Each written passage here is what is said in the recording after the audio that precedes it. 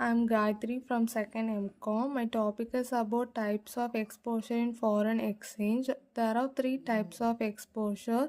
First one is transaction exposure, second one is translation exposure, and the third one is economic exposure.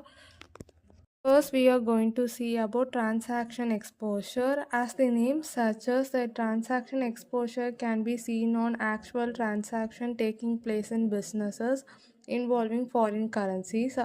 For example, if we have bought goods from foreign country and the payables are to be made in foreign currency only after the 3 months from the date of purchase.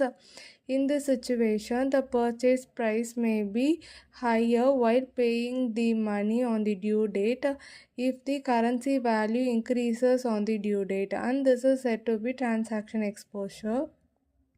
This type of exposure occurs typically due to foreign currency debtors of sale, payment for imported goods or services, payment of dividend, and payment towards the EMIs of debts.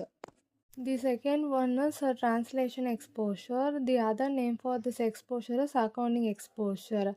This exposure can be seen while translating the books of accounts into the home currency. If the currency market moves in the favorable direction, this exposure can be reversed in the next year's translation.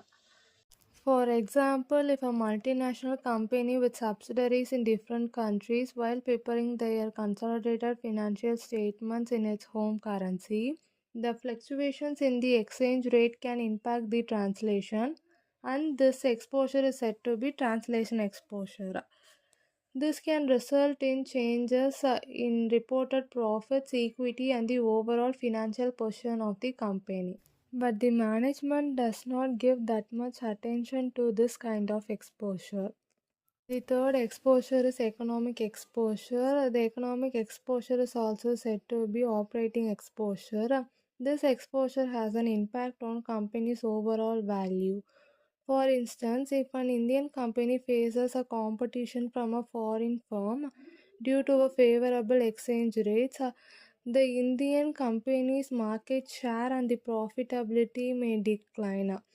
And this is said to be economic exposure. Economic exposure arises due to changes in exchange rates, inflation rates, interest rates, and market dynamics.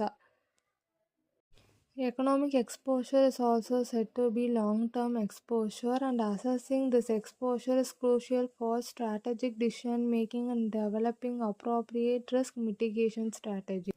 And that's all about the types of exposure in foreign exchange. Thank you.